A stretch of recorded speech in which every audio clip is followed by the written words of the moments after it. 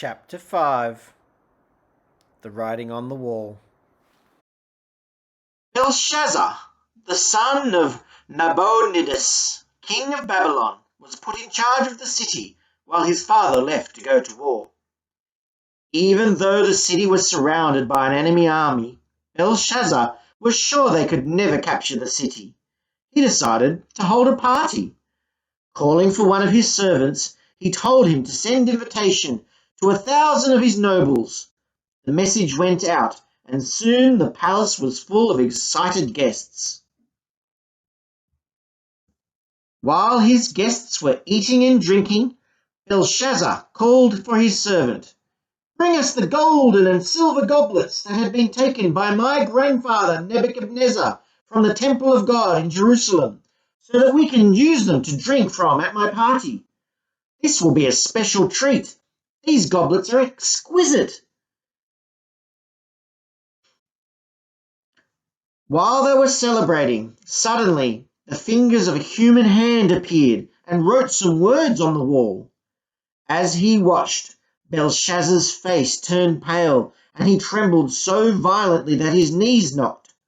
"What does this strange writing mean? Find someone who can read it. Send in the enchanters. Send in the astrologers," he shouted. "Whoever can read this writing and tell me its meaning will be clothed in purple with a gold chain around his neck and will become the third highest ruler in the kingdom." Although they tried to look wise, none of the enchanters or astrologers could give him an answer. What could he do? Hearing the noise, the queen entered. "Don't be alarmed," she said. "There is a man named Daniel who is able to explain deep dreams and solve difficult problems. Send for Daniel. He will tell you what the writing means." "Servant, send for this man Daniel," ordered the king. "Daniel," said the king, "I have been told that you can solve difficult problems. If you can read this writing and tell me what it means, you will be clothed in purple with a chain of gold around your neck, and you will be the third highest ruler in the kingdom." "You may keep your gifts or give them to someone else," replied Daniel, "but I will read the writing and tell you what it means.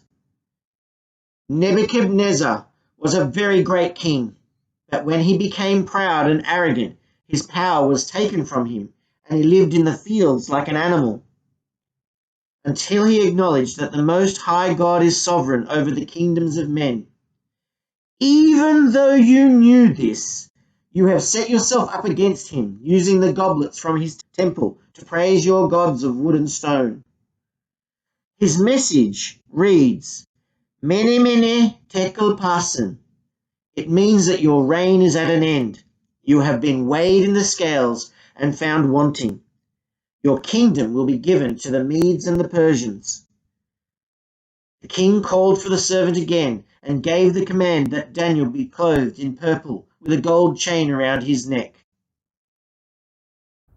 Now hear this, now hear this. Daniel is the third highest ruler in the kingdom. That very night, Belshazzar, the king of the Babylonians, was killed, and Darius the Mede took over the kingdom.